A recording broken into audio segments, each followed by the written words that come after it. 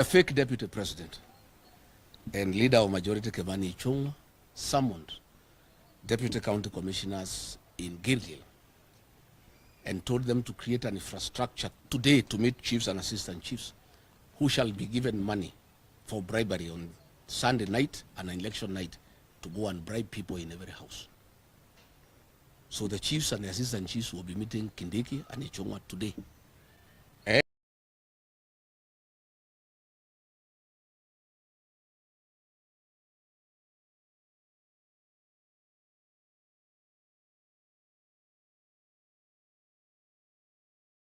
And Ichung'wa did tell them that they are in charge of IEBC. In fact, Ichung'wa went ahead to tell the government officials that they have bought a house in Karen for Mr. Ethokon at 80 million. Ethokon did not have a house in Nairobi, he was living in Turkana. I want to challenge the chairman of IEBC to confirm whether he has moved to Karen and how did he purchase this house. He has been in office for a year. His income is not sufficient to buy a house for 80 million. Is it true what Ichung'wa is saying, that the government has bought you a house in Karen so that you can bangle the 2027 general election? And Ichung'wa told the officers that they have instructed Ethokon to make sure that the UDA candidate is announced the winner, even if he loses, even if people die. I want to challenge Ethokon. When did you move to Karen? You came from Turkana. You came to my neighborhood at a house of 80 million. Where did you get the money to buy a house for 80 million? It must be what Ichung'wa is saying, that they bought you the house and you do what they want. Mwangi Kujori has been calling the presiding officers and threatening them, offering them money to bangle the election. And those who refuse, he is intimidating them. That he has instructions to make from William Ruto to make sure the election is won. And he is telling them that if they don't help government, they'll face government wrath. I want to thank the returning officer and all presiding officers in Kalau. So far, they have been very firm. Please don't be intimidated. Kionjore, Ichung'wa, Kindiki, Ruto will take you nowhere. Live up to the oath you have taken to conduct free and fair election in Kalau. I want to say, Bwana Ethokon, do the right thing. Don't try to postpone this election. Make sure there is no violence. Talk to the IG to make a public statement that goons will not be allowed into Olakalau. Because if there are no goons, the election will be peaceful. The people of Olakalau are extremely peaceful and they don't want violence.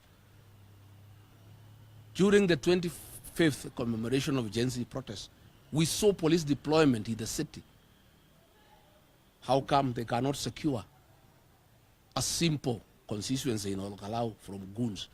To the extent that the IEBC chair is crying that he needs to postpone elections because of anticipated violence. We are asking IEBC to discuss with the IG that plainclothes police officers are not deployed in Olakalau because they are the ones who cause violence. They are the ones who cause violence in Bere. Plainclothes police officers are the ones who cause violence in Narok. They are the ones who are causing violence in Olakalau. They are the ones that Eric Wamumbi and Betty Mine are planning to cause violence in Olakalau.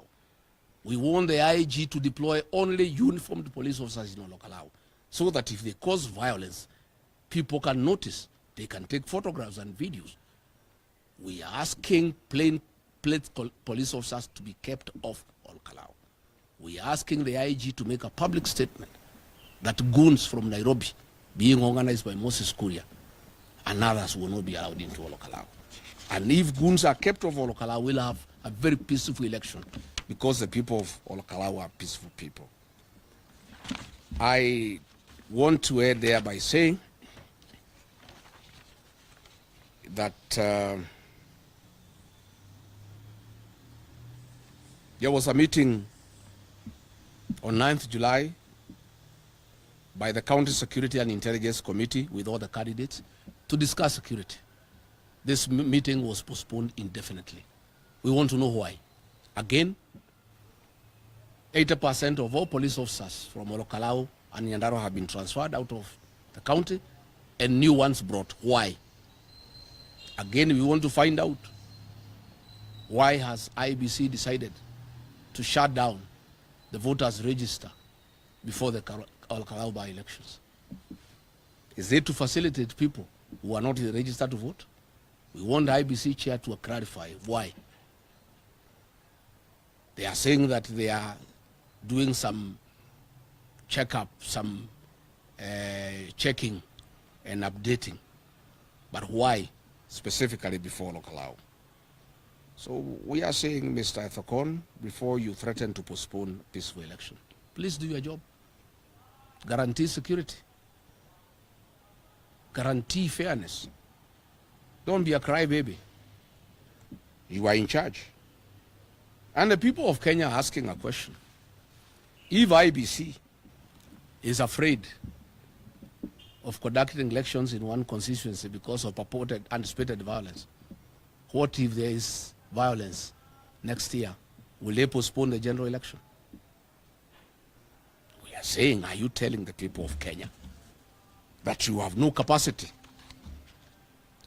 to manage a by-election in one constituency in Kenya?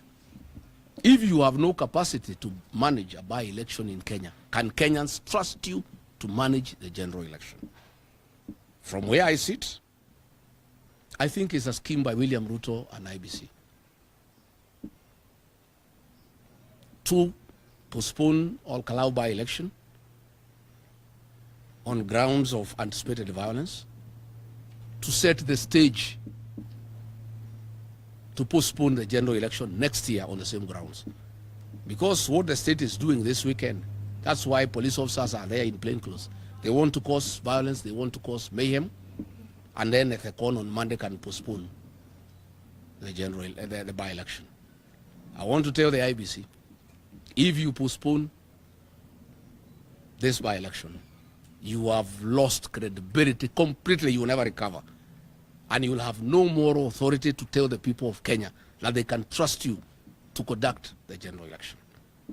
I am persuaded, and I think I'm right. This is a scheme by William Ruto, knowing he's in trouble from Kenya and he'll be voted out next year, to use all Kalou by-election as a precedence where they postpone the by-election on account of perceived unanticipated violence, and then next year the government can cause violence across the whole country, and then the IEBC commissioners can say, just like we did in Kalou, we are postponing the general election, and then William Ruto can continue being in office against the Constitution.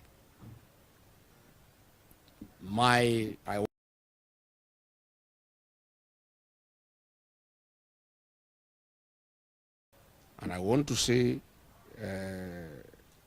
if the IEBC commissioners call off the Kalou by-election, then they have lost the moral authority to purport that they have the capacity to conduct next year's general election, and they must therefore resign from office on the grounds of incapacity and incompetence. And that is what will happen. And we'll ask the people of Kenya to demand that they must leave office. This is a very simple by-election. What is this? That you cannot organize good security around one constituency. That you cannot deal with rogue ministers and PSs in one constituency.